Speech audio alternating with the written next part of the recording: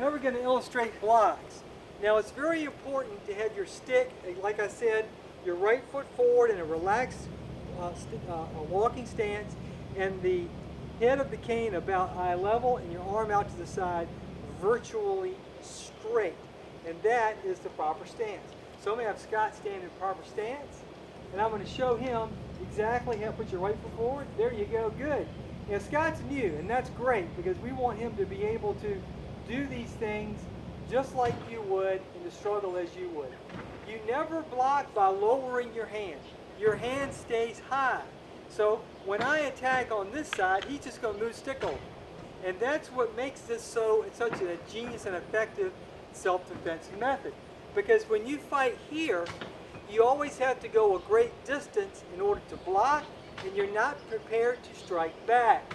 But with this cane fighting method, when the attack comes from here, all he has to do is lower the head, and then he's ready to come back with his own strike, and he's good to go.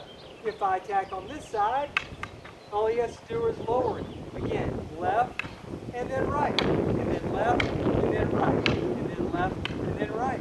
And then look at this. If I attack from above, he has nowhere to go.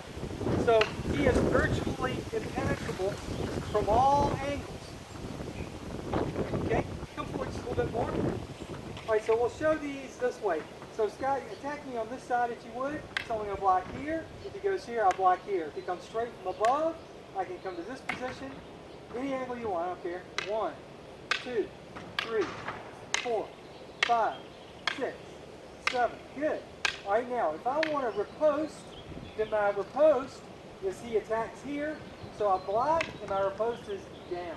So you remember that strike when we did these circles? Okay. So when he attacks, let's back up a little bit so make sure we're frame. So when he attacks from this angle, I'm going to go here and then there, here and then there. If he attacks me on the outside, here and then there. Again, here and then there. If he attacks me from above, then I have my choice. I can come here, I can come here, I can do whatever I like, okay?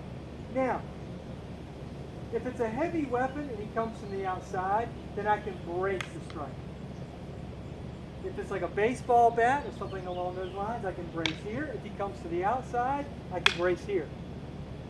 When he does these attacks, I might follow up here with this, and then I'll be inside the range of his attack. Does that make sense? Say yes. Yeah. I heard you. All right. So again, I can brace here, out, and the other side, easy enough. Now, if it's a very, very, very heavy weapon, take it in 2 hands. So let's say it's an axe handle or an actual axe. It's something extremely heavy, in which case I would then use something called a Z block.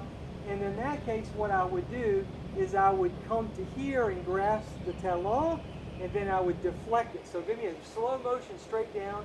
I would come here, and then I would let it fall because it's heavy, and then I would just come in and strike that leg from the outside with both hands, and then I would continue because it's too heavy for him to effectively repose. So again, from this position, I'm going to come outside. I'm going to be very careful. I once, during a seminar with Dr. Monstery, Google it, when it came down, I blocked him properly, and the stick hit me on the back of the, right on the back of the Achilles, and it was probably an 8-pound, 6-foot cudgel, and it really hurt. So when it comes straight down, you go here, boom, and then come back in, and make sure that you come forward sufficiently to where you're not going to take it on the back of the heel, and then there's your riposte. All right, I think I covered all of the blocks, but just to make sure, let's check it out. So you come to the outside, I block here, from above here, good. My riposte here, I come back to there. Here, I can come back to here.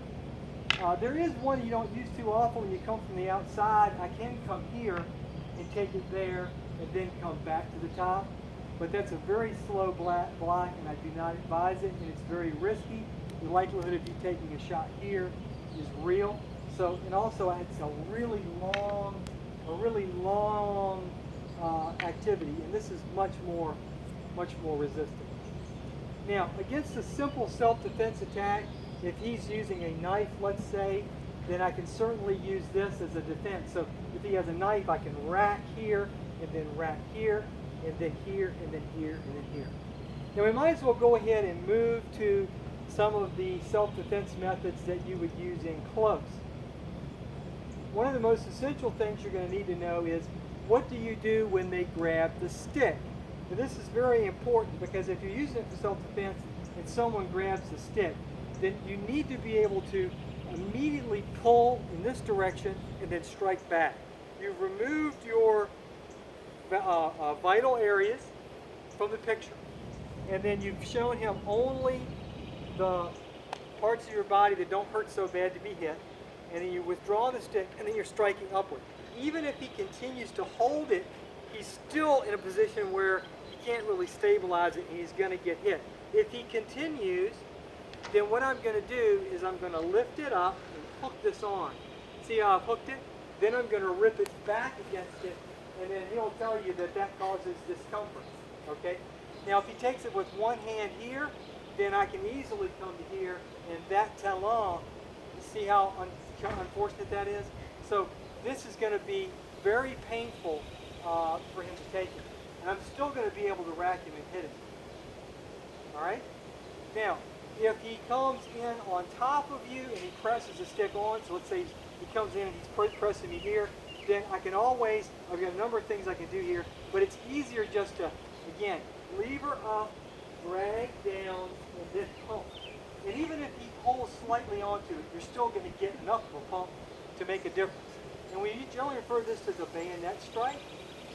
And I will practice just that maneuver. So if I'm doing my 150 cane strike drill and I get to the section where I'm doing the miscellaneous attacks, I'll practice pulling, hit, hit, pulling, hit, hit, pulling, hit, hit, so that I can do those really quickly, hit, hit, hit, with great rapidity and over and over and over and over. Now, what to do when you get on any position that you're able to do it. We're going to do some of these on the ground as well.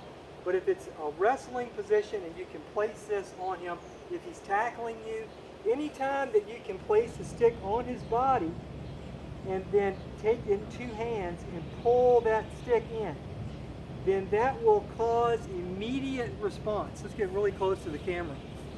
So come right in the view. So if we're wrestling in here and I feel like he's going to take me in a bad hold, all I have to do is place the stick anywhere on his body and begin to squeeze that point into him, and it won't matter where it is. Any spot will work. Okay, now let's go ahead and do some of the ground maneuvers, and then we'll go to the